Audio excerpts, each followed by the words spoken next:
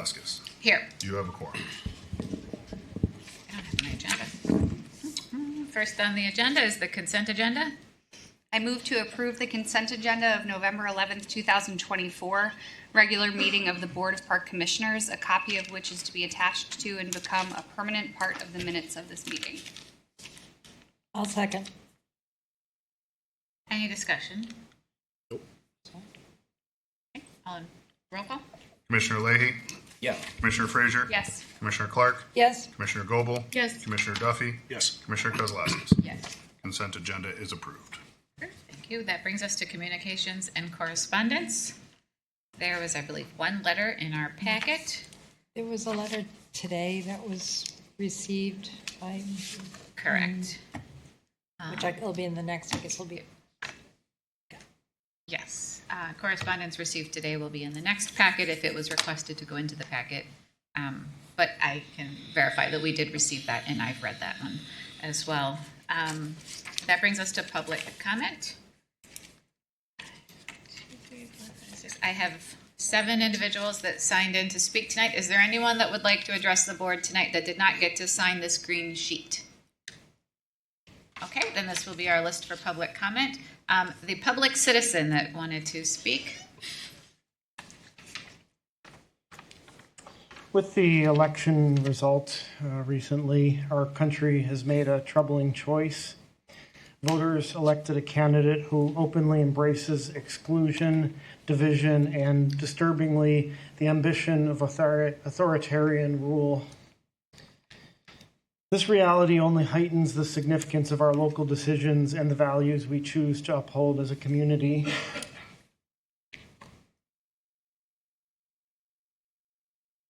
Cecilia? Busy? I can wait. no, please keep going. Wilmette is a town that has consistently voted for leaders who promote diversity and inclusivity, yet recent restrictions on beach access through the fencing and fees at Gilson stand in stark contrast to these principles. These policies, implemented with minimal public input, create barriers that run counter to the ideals of that our community supports, both at the polls and at board meetings. Timothy Snyder, in his book On Tyranny, warns us about the dangers of excluding groups and normalizing discriminatory practices. He urges us to defend institutions, such as the Wilmette Park District, so that they can promote inclusivity and equal access. Before the fence and fees, our beach was a place where people from all backgrounds could gather. We'd see families of various ethnicities, hear different languages, and witness the true diversity of our broader community. This diversity enriched our local experience and reflected the welcoming spirit Wilmette aspires to embody. The same diversity has been loudly attacked on the national stage by the fascist-elect and his minions. It sickens me that our community is aligning its policies with the same group that has publicly embraced vulgarity, racism, and misogyny. At last month's board meeting, the staff presented a post-season report about how these surreptitiously enacted beach fence and fees went from their perspective. I didn't hear any comments about how diversity was impacted by the newly restrictive lakefront. The diversity of cultures, races, ages, and abilities of our park's visitors should be quality metrics that we follow and admire. The park board has had ample time to hear from the community, and they have spoken to you unequivocally. Speaker has 30 seconds. Yet, the park board announced further dithering over studies and focus groups, which only prolongs a situation that is inconsistent with the community's values. We don't need more time, surveys, or referendums. We need action that aligns with our community's well-documented ideals of openness and inclusivity. Let's be clear, we're not about separation, exclusion, and division. We're about bringing people together, celebrating our differences, and ensuring equal access to our shared spaces. Thank you for your comments. Our beach should be a symbol of this unity, not a point of contention. I urge each of you to immediately reconsider these restrictive policies. Let's make decisions that reflect of the welcoming community that we are and aspire to be, that our public spaces are truly public, open and welcome to all. Thanks. Thank you. Paul McKinley. And I think I usually talk about my dog and on the beach, which, my dog will live, but the beach is irreplaceable for many people. There's nowhere around that you can go and have the same experience. By closing it off, it just isn't the answer. Yeah. Karen Barry.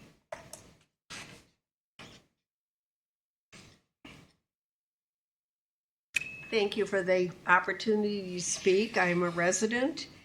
And I'm kind of coming into this a little Johnny-come-lately. I know that the movement, the unfenced Gilson movement, had begun before I became a participant. And I recognize that this is a very complex issue. And I think I'm trusting the board that you have taken to heart all the feedback that you've been receiving, and I'm sure it has been mixed. So I really respect that. My comments have to do with process. I value not having a fence, but that's not what I want to say. I think in terms of the process, I have two suggestions.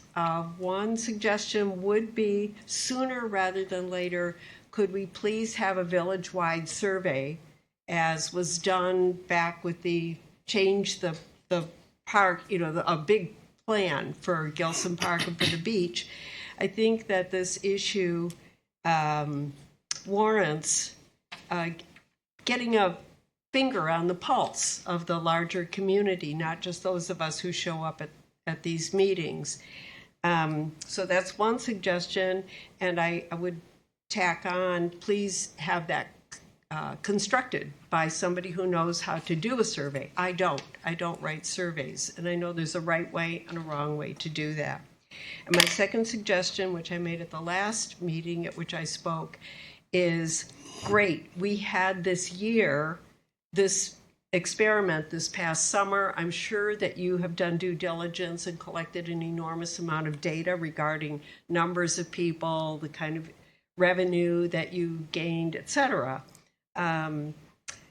What I would propose is taking a deep breath, because that, I don't know what it was that stirred up so much contention about that, but let's take a step back, take a deep breath back, and have an experimental summer with a swim at your own risk posted, no fence, or possibly a very small fence so that you have a way to don't charge fees, but just collect data on how many people actually come to a free beach. Speaker and has how 30 many are seconds. residents. Thank you. How many are residents and how many are not. So let's get some distance from this contentious period and gather data on the other side, and then with the input from the community, construct a go-forward plan that could be longer term, more permanent for 2026. Thank you very much. Thank you. Walter Keats. First, I want to thank Christy and the board for the trees, the fall tree things. We're seeing them. Hopefully other people are seeing them too. If I can respond also on this, the South Beach question, and just some data about diversity, which is very difficult to determine unless we're going to somehow ask everybody for passports or something as they come there. When you look at the figures that were in the lakefront thing last month, last month, I think, at the main beach, there were about 6,000 residents versus 23,000 non-residents, which means 1 out of 5 were residents. At South Beach, it was 8,000 versus 23,000, so 1 out of 4. So it sounds like it was much more diverse, and other people I've talked to implied that it was pretty diverse. I mean, I think we're all hurting in terms of African-American representation, but there certainly were lots of other ones there.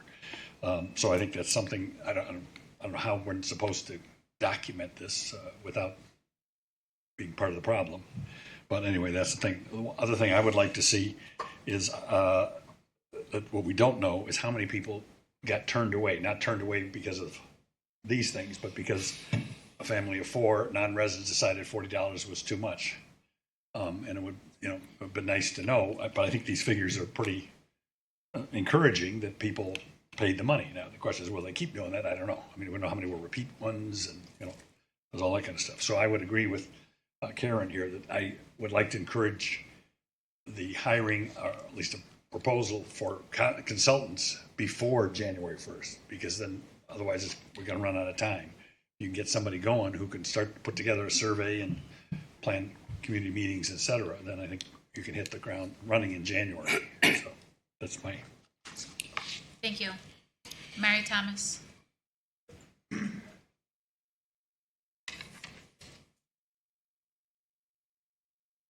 Hi. Let's see. I've attended many of these meetings since the spring, but I haven't been able to attend the last few, so I'm not exactly sure if my questions that I'm going to ask have been answered, and because I don't have the packages and didn't read all the stuff online. I know you said that you would make decisions about next summer, sometime this fall or winter. My question is, are you going to allow public input in the process of figuring out the best way to handle next summer regarding the beach?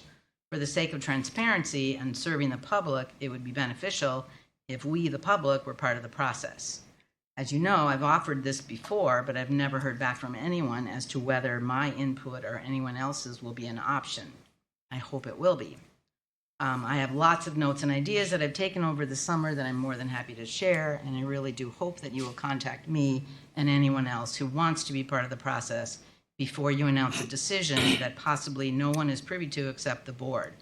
The fact that so many people have faithfully attended these meetings speaks to our commitment to fairness regarding the beach next summer. Second question is, also per ADA, I'd like to request that you supply a couple of large print summary packages, those over there, for the meetings. I personally have a serious vision issue that makes it very difficult for me to read these packages. On my phone, I can expand my type really big so everybody can read it back there. Also, when I've gone on the website regarding the reconstruction at the park with the roads and paths, I can't expand the images there enough to really see or understand what's going on. So the illustrations can't be zoomed out enough for me to see them clearly. So if those two things can be addressed, to me, at least to me personally, I would appreciate it. Thank you. Thank you. Gail D.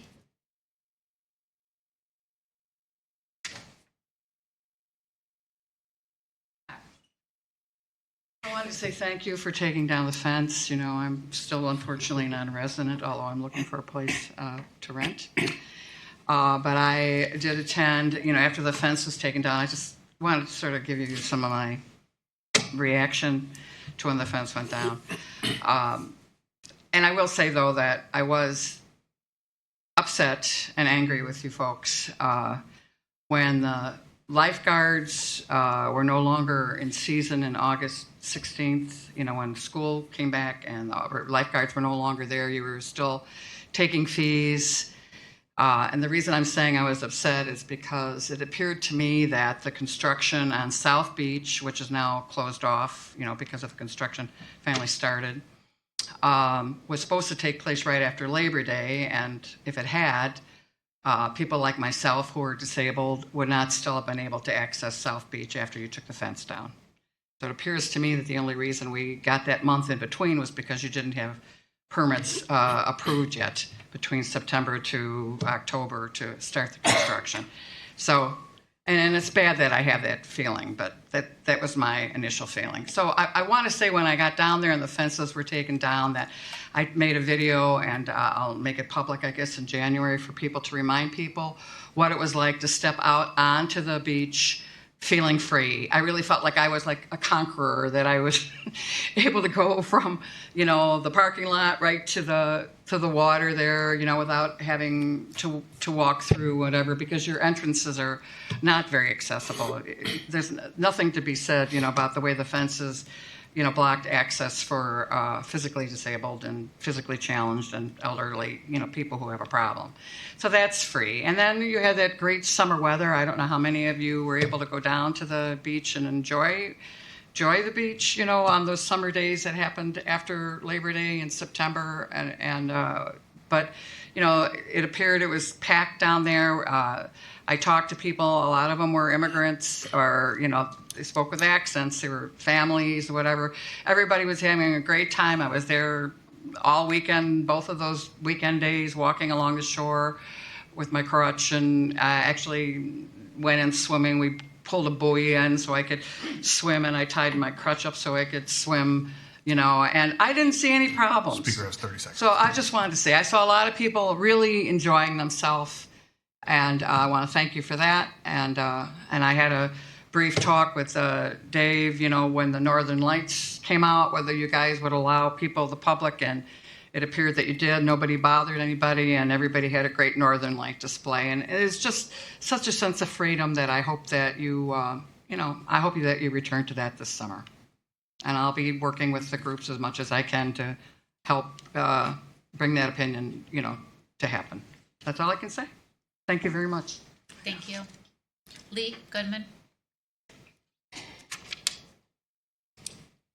Wilmette is less than 1% black, and it always has been.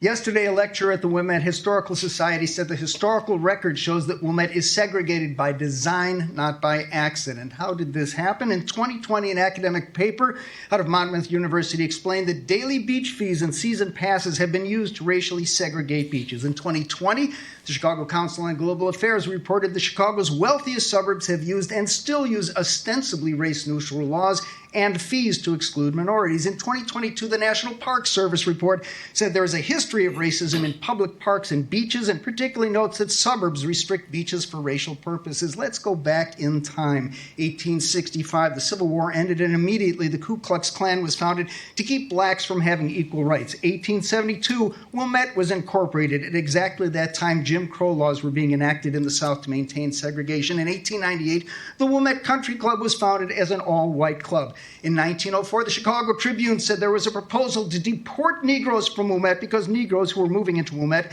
ostensibly increased crime. In 1904, the Ladies' Guild of St. Augustine Episcopal Church in Wilmette held a fair where you could throw balls and knock the head off a, quote, nigger baby doll. In 1908, the Wilmette Park District was established. In 1910, the Wilmette Anti-Negro Committee asked families to fire Negroes they employed if they didn't live on the premises, and businesses to fire Negro janitors because they were, said, unsupervised Negroes depressed property values. From 1910 through 1940, the Michigan Shores Club, formerly Wilmette Country Club, held blackface performances and minstrel shows doing racist skits, including a, quote, pickaninny chorus. In 1911, the Westmoreland Country Club was founded as an all-white club. In 1913, adults and children held protest demonstration in West Wilmette against selling houses to blacks. All the realtors in town agreed not to sell to blacks. The Wilmette Village president told the Chicago Defender and the village that the village constitution and bylaws make the town white only. The Wilmette Civic Association was organized to keep blacks out of Wilmette. This is the context in which the Women's Club of Wilmette opened the Wilmette Bathing Beach in 1917, which the Park District later took over and started charging fees for use. In 1920, Chicago area realtors started putting restrictive covenants into deeds, which were widely used in Wilmette to keep blacks out. And in 1941, the Women's Club of Wilmette members were still performing in blackface. In 1965, the North Shore Board of Realtors admitted that realtors still discriminated on the basis of race. Speaker has 30 seconds. The beach fees you presently charge have been used continuously since they were put into place as part of a comprehensive scheme to segregate North Shore beaches, and they are still having the effect they were originally intended. You aren't responsible for what happened in the past, but you are responsible if you perpetuate the discrimination by continuing to charge beach fees for use of the beach. Thank you. Thank you. That concludes public comment this evening. Move on to 5.0 staff reports, beginning with the executive director's report. Thank you. 2025 budget. The various individual portions of our operating budget from administration, parks and planning, and recreation have all been reviewed by the board. November 18th, the board will begin their review of the 2025 capital budget, and then early in December, we review the entire budget in one document, and that goes on display for 30 days before we adopt the budget and appropriations ordinance, and that usually is adopted at the January board meeting. Also related to the budget is the tax levy. You have later on the agenda here, the Truth in Taxation resolution. That's a required step in the annual levy process. It gives the public notice of the intention of the tax levy for the year. And it requires a public hearing if the increase in the tax cap funds and our special recreation funds are in excess of 5%. We hold a hearing every single year, whether it is in excess of 5% or not. This year, it is anticipated to be in excess of 5%. That hearing will take place prior to the December board meeting at 7:30 p.m. Not in the written report, but tomorrow opens the window for filing petitions for the office of commissioner for the Board of Park Commissioners. That will begin at 9 a.m. here at Village Hall at our offices. Any and everyone who's here with their paperwork prior to 9 o'clock will be considered a simultaneous filer and go into a lottery that establishes their order on the ballot. Anyone who files thereafter then just goes in the order in which they file. The lottery will take place on the 19th next week, Tuesday at 10 a.m. And how long do people have to file? They have until 5 o'clock on Monday the 18th. And that then on to lakefront construction. As you know, we have two large projects, one at Langdon, one at Gilson. I have a written report. Superintendent Solberg has a lot of pictures in her report, but she's also going to be presenting on it in more detail in the next report, so I will not go any further. That concludes my Any report. questions for the director's report? Parks and Planning report. Get a picture show? You get a picture show. Lots of We're on pictures. page 38 of your packet. I just disconnect, Just plug it in the HDMI. but it's connected to this computer. Okay.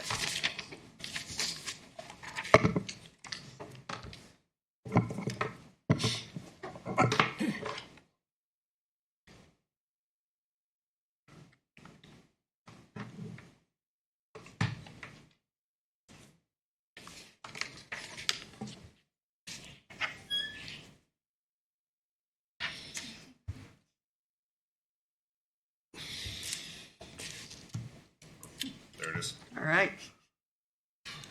So when I was working on my board report, I realized that as we were going through the first couple of weeks of construction, we had accomplished so much that I couldn't get everything in the board report. So in talking with Steve, we thought that the best method would be for me to bring all the pictures that I've gathered for the last 3 weeks so that we could talk through any questions you guys might have and kind of give a status update of where things are going. So as you know, the project started on Monday, October 21st. We entered this week is our 4th week of construction.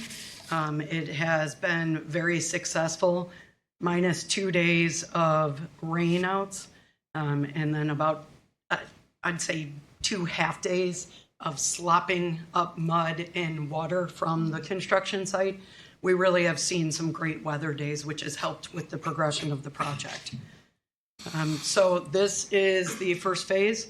On Monday, Tuesday, and portions of Wednesday, we had the millers out, so they started on Overlook, and they were milling the asphalt so that they could break down the asphalt to get to the concrete to start removing all of the surfacing through the project.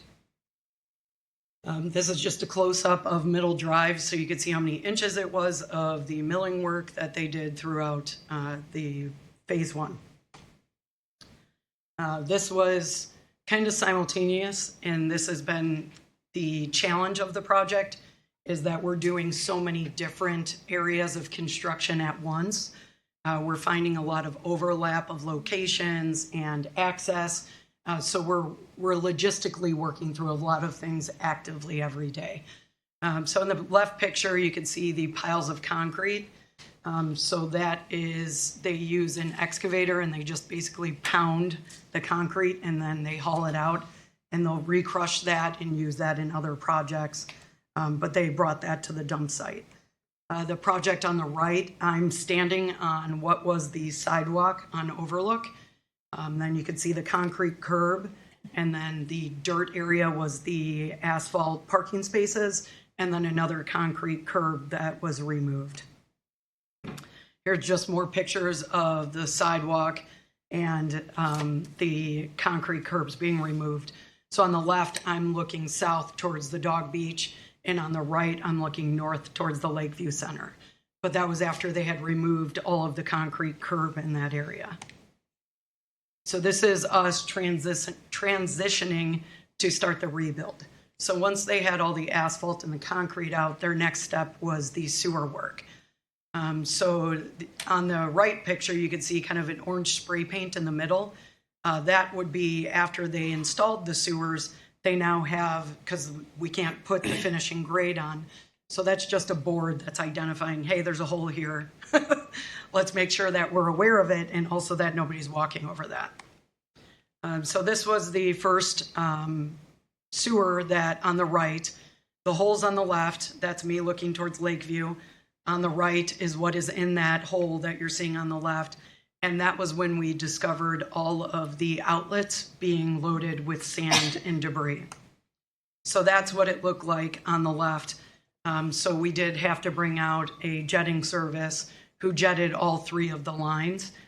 They're about 250 feet, 150 feet, and about 160 feet outlets that lead towards the sand. So that was jetted out last week. The picture on the right, you can see the new PVC pipe and then two of the manholes that they are installing. In the back is the tennis court. So you're looking south in that picture. Was the jetting successful? I know we talked about that. It was. Okay. It was very successful. Because The it could've first gone company a couple ways. that we had called out, their equipment wasn't large enough and they actually broke their bit. And so we brought in a second company that had a much larger capacity and bigger truck. So they were very successful. So can I ask about that? Not about the jetting itself, but about the expected life before the sand and stuff. We'll continue this jetting. We already do it for the outlets at the beach house. So it will just going an ongoing maintenance that will jet them once a year, maybe twice a year, depending what we're seeing going forward. All right. Thank you. Mm-hmm. So the picture on the left is the backfill. So after they install all of the lines and get the manholes in place, they have to backfill with the rock. So that's just what you're seeing in these two pictures. Here is the frame and the subsurface. So it's a CA7 that is compacted below they pour the concrete. This is the walkway leading from the beach house parking lot. So the beach house would be to your left if you were looking at this picture, and the picnic shelter is to your right. So just a during the project and then the finished product of the concrete on the right. This is that same sidewalk going along the picnic shelter before you get to Overlook, but in between Overlook Drive and the beach house parking lot. Just the same thing of them. So as you can see in that left picture, you can see the tire tracks. It was sand. So we obviously do construction much differently than we did the last time that we poured concrete in this area. So now you see there's that rock base, and then we poured the concrete on top of that. Just more pictures of the concrete, the meshing. And then the picture on the right is actually the crews getting ready for the concrete pour. So that gravel was used with that piece of equipment to get the base for the concrete curb before they poured it. And then just side by sides, the picture on the left is with the mesh, gonna get the gravel, and that's the picture on the right. After they did the joint cuts, that's what the concrete looks like. Here is the curb machine, which was my first time and pretty awesome. So the concrete mixer backs up to the curb machine and it puts the concrete in there. And then they had put in pins throughout the surfacing, and that is what the concrete machine follows to pour the curb. It was really cool. So the guy that's standing right next to the machine, he's talking to the operator of the truck, and then you have the workers behind him who are putting the lines in the curb.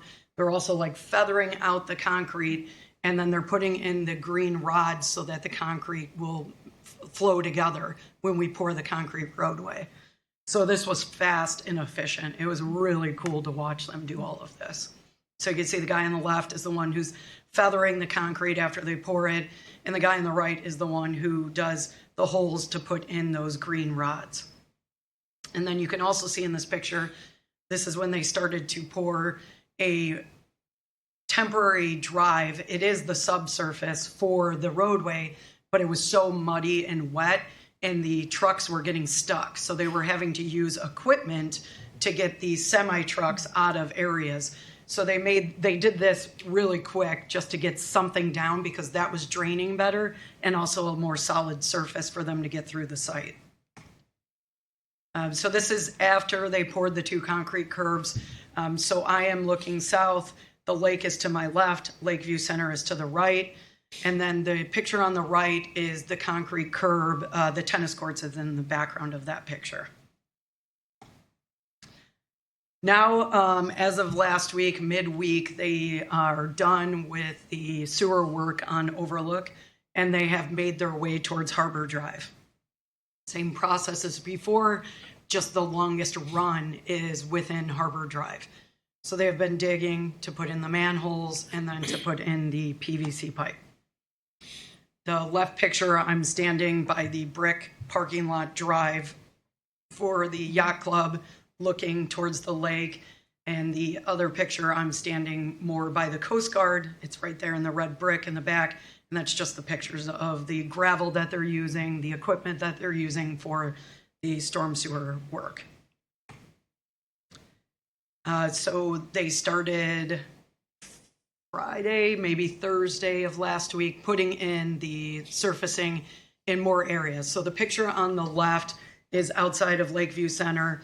How it opens up a little bit, that's that little service drive for the dumpsters underneath the deck by the Lakeview Center. So they're putting in the subsurface. And then the picture on the right is the concrete walkway along Overlook. So that's the same process, they're putting in the subsurface so that they can pour the concrete. This is some concrete work along Overlook. They've been actively pouring concrete. They plan to be wrapped up by tomorrow with the sidewalk along Overlook Drive. Just more concrete. That's all I have for this until I transition over to Langdon, unless anybody have any questions. How many times have you etched your name? So more than a once? lot of initials. If you say KLS, you know who did it.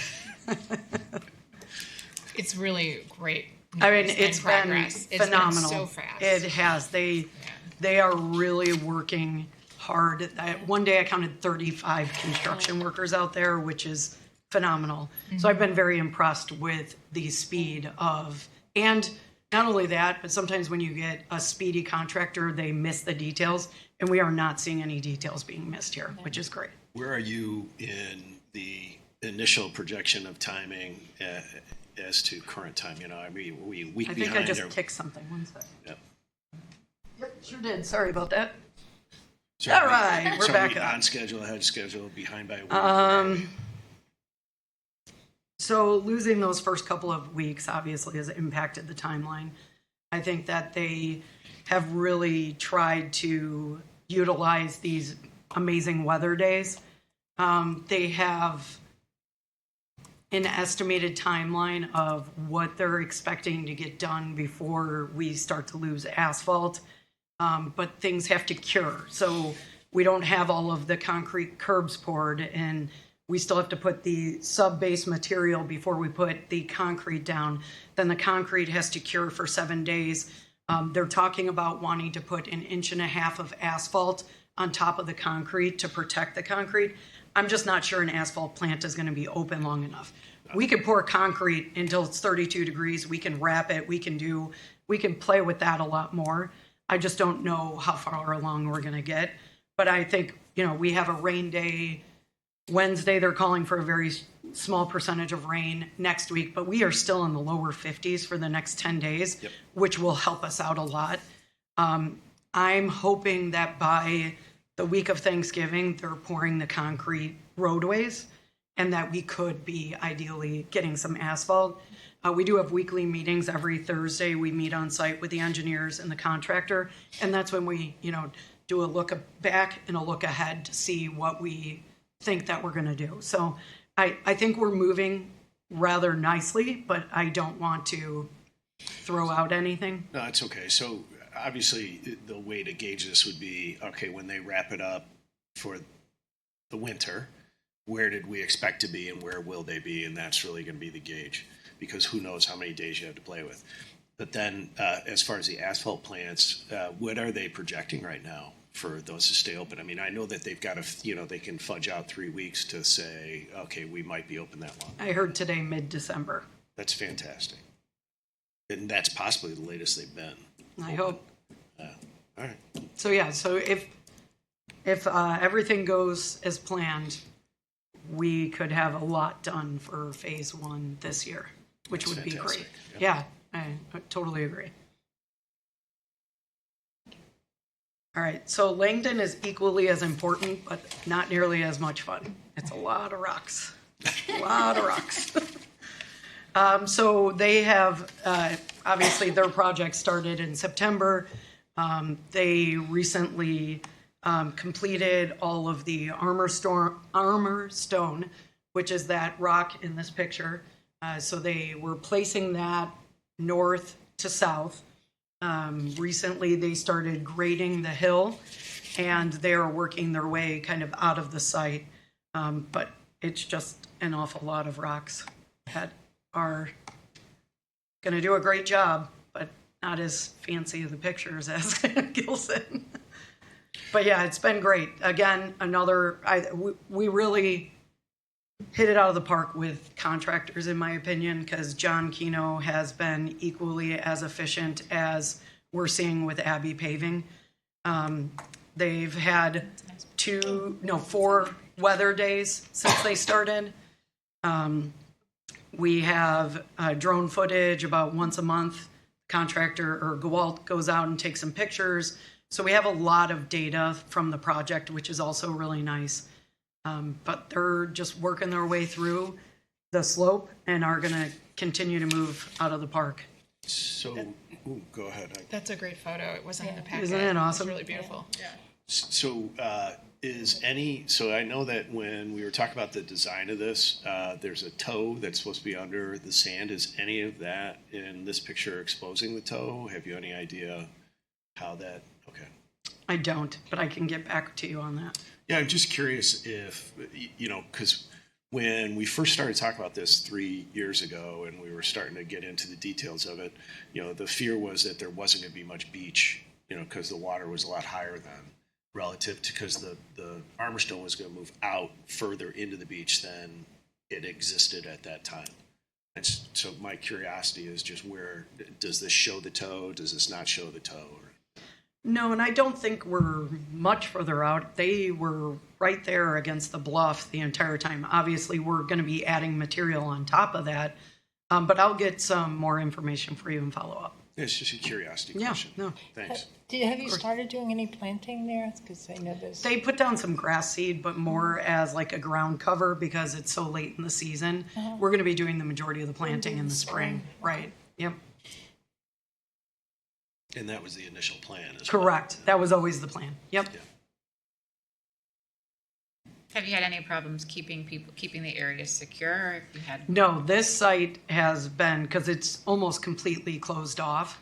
So we've had one person who's gotten into the construction site who was asked to leave and just turned right back around. So this one has been nice. They also have, because the trucks are coming in and out, they have a flagger at the main entrance, even when the gate is open, which has been a challenge at Gilson because we have so many different construction entrances that they don't have a flagger at every one of those. But now that we have all of our signage up, we're in full swing. I haven't seen nearly as many walkers in the last 2 weeks. Great. Yeah. So as we look at this picture, there's a cut in the middle of the armor stone, and that's just access for the equipment. And the path is supposed to swing more to the south than Correct. that, right? Yeah, that's just them going in and out of the site. And then the path comes more along where the neighbor's armor stone comes down between where the Yeah, it armor hugs stone- more of the hill or the bluff. That middle path is gone as of Sunday. Yep. This is from October 23rd. Not that I was on the construction site. You were flying a drone. But you left A right handsome man was down there. One person, that one person. So you you left as soon heard. as you were asked. 2 wonderful dogs just walking around. Fantastic, thank you. Yeah, of course. And I'll just hit, I think you heard from Walter, we planted 49 trees. We're working right now on getting a tally of where we're at to date. So I'll be bringing that to the board. December might be tough because of budget season, but maybe January or February, just give you an idea of what we've planted, where, what percentage we've knocked out on those landscape plans. Just give an update of, status quo. But we do plan on planting 100 trees again next year with the landscape plans. We did plant some at Gilson this fall, but because of the areas being outside of the construction. But once we're done, wrapped up there, we plan on planting in the fall of 2025 at Gilson. That's great. Where were the 49? Were they? I see CRC and Malincrot, but I don't know if they were. At So others as well. they got delivered to Malincrot. We planted at Howard Park, Votman, Early Wine, Wheeler, Community Playfields, Gilson.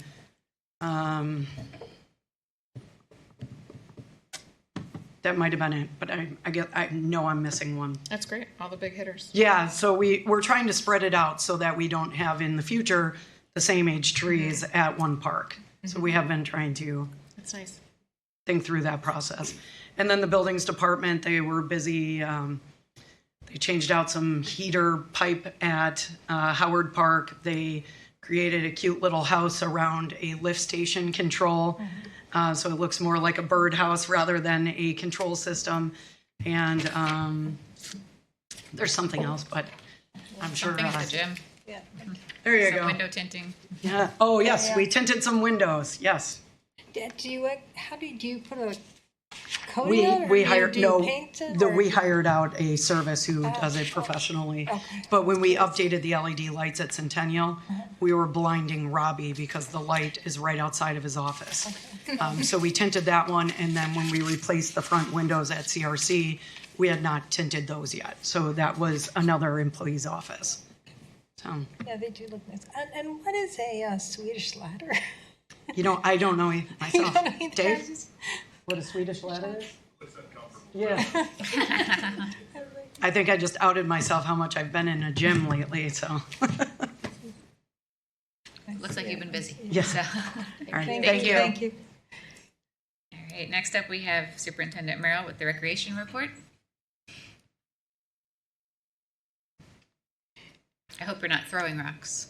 No, I won't talk about rocks or Swedish ladders. I am going to talk about winter, although it's cursed to what Christy just said. Winter registration starts in 5 weeks, so we're excited about getting all that stuff going, moving into 2025. We are in the middle of fall too, and things are going well. We're excited about all that. Our team is actively and creatively working on clearing our wait list for the November school days off. We have some days in November, and there are a lot of them because of District 39, that we need to, that we're supplying, daycare for kids for the day. We have almost 50 kids on the wait list for some of those days. But we do feel very confident that we're going to be able to find ways to get them all in and get them doing some cool things on those days to accommodate the families. We also have similarly sized wait lists, not that big, for winter break camps, but we're working on all that stuff too, to work with families and make sure they have things for their kids to do during the holidays. We extended our school district tour and visited with the staff from St. Joe's and St. Xavier to talk about their after-school programs and summer camps. And it's interesting how you have these conversations and you find out what people don't know and what we don't know about the things that happens, within our community. So we established some great contacts there, and we're going to work together with them moving ahead to make sure that our schedules kind of line up and we can accommodate everybody there. So that was a positive experience that we had over there with those guys. We are with that. That conversation started with seeking some enrollment data from them, because I've got the data from District 39 about what enrollment trends have been over the last forever, and I didn't really have anything from St. Joe, St. Xavier, so they provided us with some information that we could use to find out really what our community looks like. Do we have more kids in town? And if so, how do we program that? If we don't have more kids, again, that kind of informs us to how we go about things. So we've got a lot of that data now, so we're working as we move into the future, what we're actually going to do with that data moving on there. So good stuff there. We still have, for the record, I've had a conversation with Santa. He will be here for Breakfast with Santa. That is in less than a month. So we have a few spots for Breakfast with Santa at the lawn. So if you haven't been yet, come. A few spots left. And then finally, the recreation staff is sincerely grateful and appreciative for the interaction that they were able to have at the COW, talking about our budgets and everything else, even things that weren't budgets. So they are appreciative of that experience. So thank you for that. They were very nice. They were very helpful. I think it's great. Great. Any Hear questions? from them. Doesn't look like it. Santa was the big one. Thank you. Yeah. Operations Superintendent Thomas.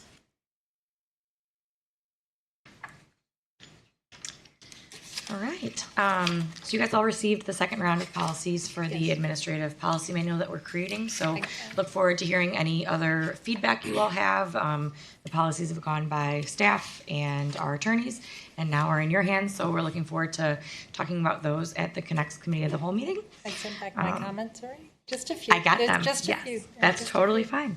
Along with those policies, we're also continuing to update the employee personnel policy manual. So that's in the hands of the leadership team, who's going to review a couple of the sections tomorrow, and then we'll be continuing to review the rest of them before we pass them on to the attorney and then on to all of you. So that'll be the next large thing for you guys to review our changes to that.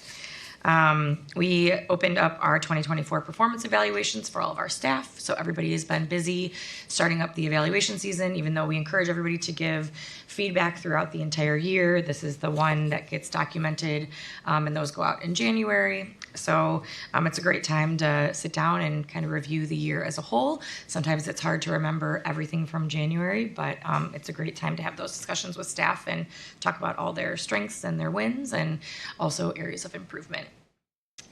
We didn't necessarily say goodbye, but we said see you later and see you down the street to one of our longtime staff members, Allison Rhodes. She was our communications specialist for over 16 years, has worked on very many things in relation to our marketing department.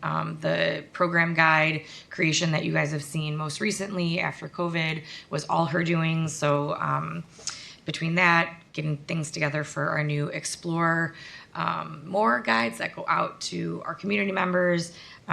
She's just a great person who's given a lot to the Park District. So we said goodbye to her last week. She's just going down the road, though, to Ridgeville Park District. So we're sad to see her go, but really excited for her next opportunity in the marketing field.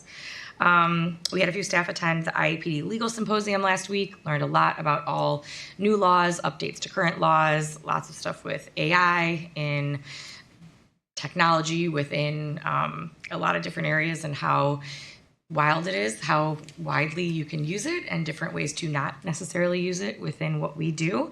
So that was a big learning day for us. And then the Risk Management Institute is coming up next month as well, or later this month on November 22nd. So we have a staff from each member that is attending there who will also learn a lot. Winter Programs Guide is underway, scheduled for publication on November 26th. So keep your eyes open for all of the fun winter programs that'll be coming up and online that date.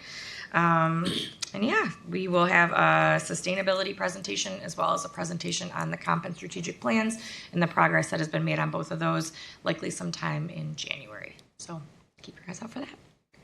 I love the engagement numbers. Mm-hmm. I think that's great. It's really fun to kind of see, and then as we build those out, we'll have comparable data. 53% open. That's very interesting and helpful, and something we should track Yeah. Glad to hear we're tracking it. Yeah, JP's all about tracking his numbers, and as we track them month after month or different quarters and things, we'll have data to be able to kind of look back on over the course of the coming years. So that's great. Awesome. Thank you. Thank you. Superintendent Foy will bring us a finance report.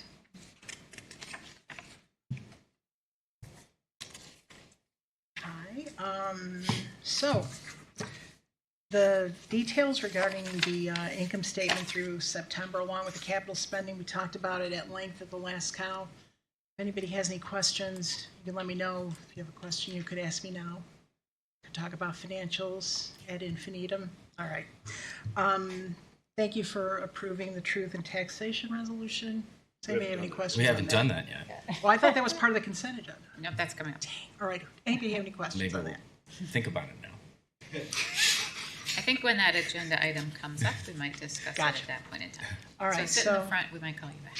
All right, so at the November cow, I'm going to introduce the PTEL resolution for adoption at the December board meeting. This is the property tax extension limitation. It states the county clerk has the right to reduce the aggregate extension to comply with the PTEL law, because even though we have certain rates that we can apply to each one of the funds, there is an overall limiting rate. And what we tell the county clerk is if we have levied more than that limiting rate, to hit the corporate fund for the difference. We specifically exclude all the other funds. So if there's a balancer, it's going to hit the corporate fund. That'll be introduced at the cow, and if you will, approve it at the December board meeting. Okay, I'm going to also introduce the amended 2024 budget and appropriations ordinance to take into account the items that were not part of the 2024 B&A that was passed at the beginning of this year. That's going to include the Big Tree Lane purchase and the debt issuance. Okay, and Steve and I will review the amended B&A so that we'll have captured. I don't know what else we would capture in that besides those two things, but if there's anything else, we'll let you know what's going to be in the detail of that. The tax levy will also be introduced as part, probably the big budget meeting where we talk about the big book and we have that presentation. It'll be part of the budget book, and I would ask for you to approve that at the next board meeting also. So in addition to all of that, so we completed our annual filing of unclaimed property with the state. It's my absolute favorite thing to do all year long. This year was our smallest filing. We only had 11 outstanding items that totaled about $1,500. In 21, we had 98 items. In 22, we had 30 items. And in 23, we had 38 items. So we're also sending out letters like quarterly to everybody. Hey, we got a check for you. Why don't you ask us for it so we don't have to send it to the state? Okay, so that's worked really well for us this year. Finance is still working with Paycom to try and automate the paid leave for our employees affected by the Cook County paid leave ordinance that will go into effect at the beginning of next year.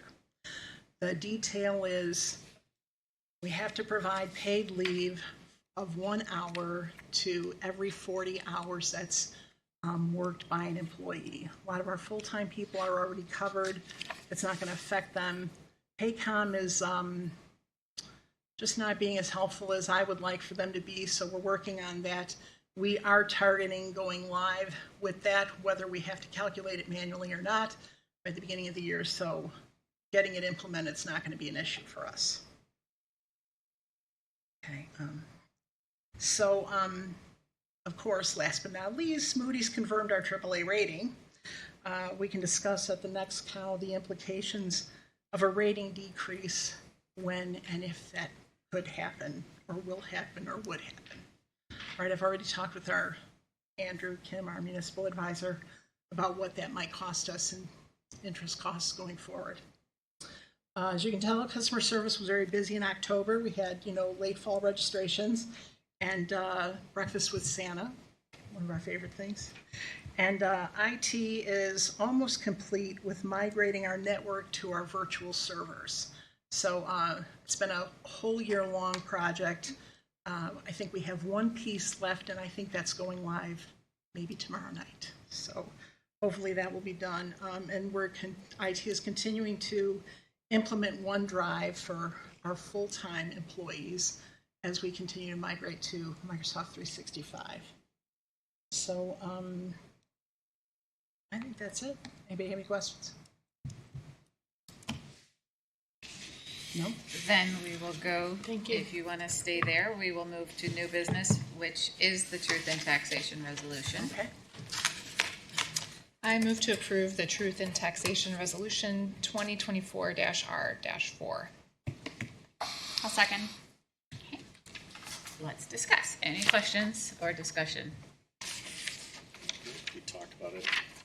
Sheila, and I apologize, can you explain why we need just kind of, I'm always feeling a little lost when it comes to taxation and things like why we need it this year. Can you kind of explain it again? Okay. I know you've done it a few times. All right, so there are two parts to the line item that makes up the Truth in Taxation levy. Okay?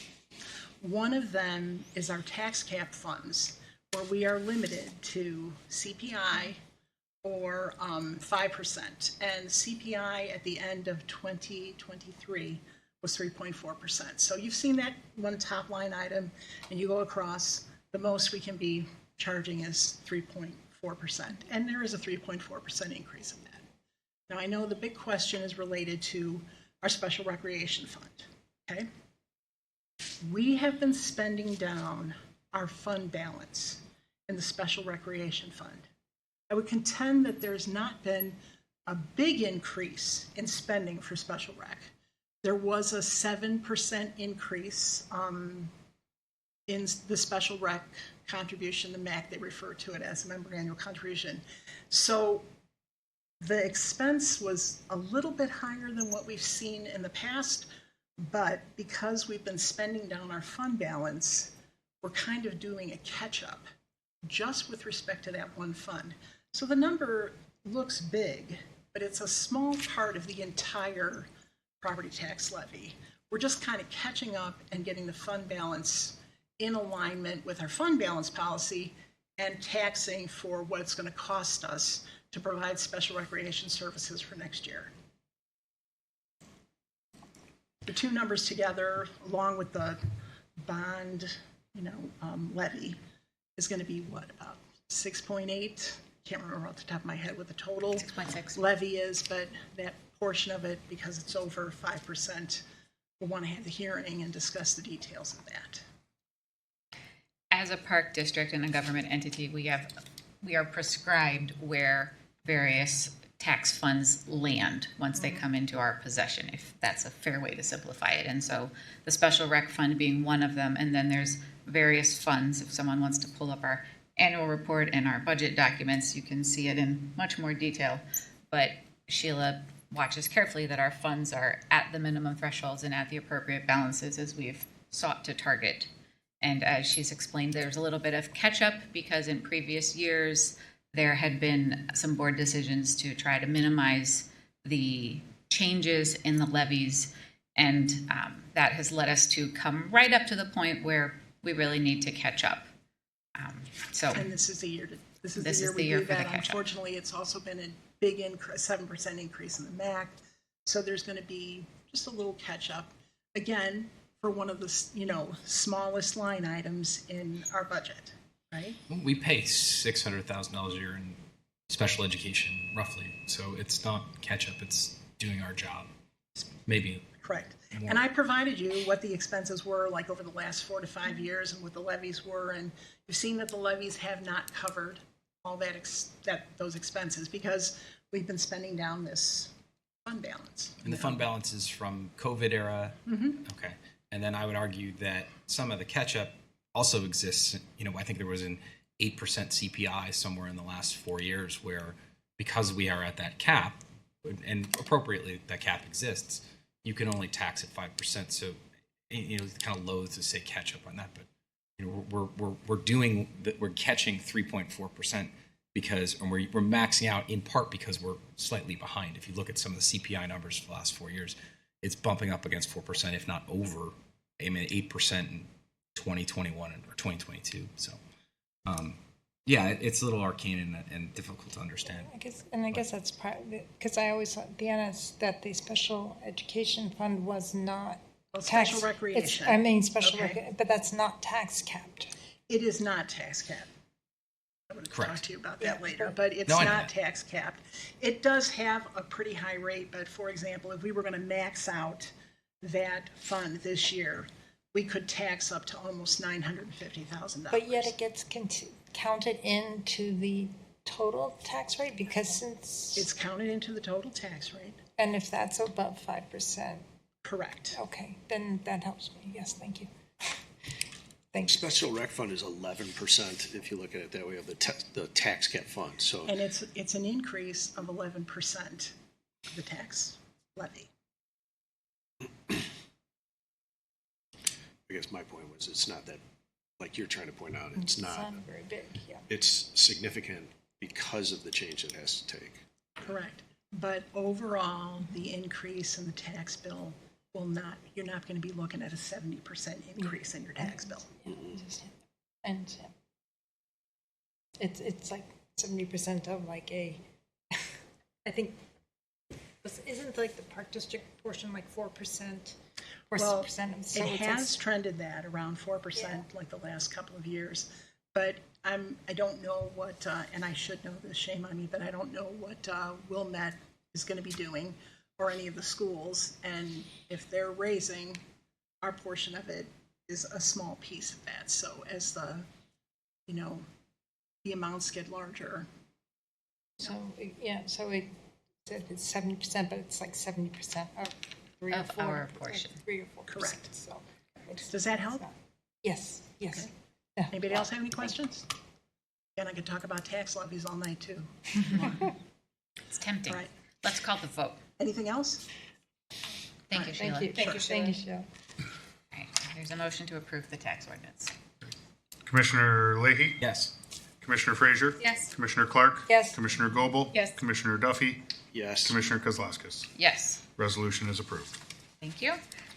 Our last item is adjournment to closed session. May I have a motion, please? I move to adjourn to closed session for the discussion of the purchase or lease of real property for the use of the Park District, including meetings held for the purpose of discussing whether a particular parcel should be acquired, as well as the setting of a price for sale or lease of property owned by the public body in accordance with sections 2C5 and 2C6 of the Open Meetings Act. Second. All those in favor? All those in Aye. favor? Aye. Adjourn to closed session.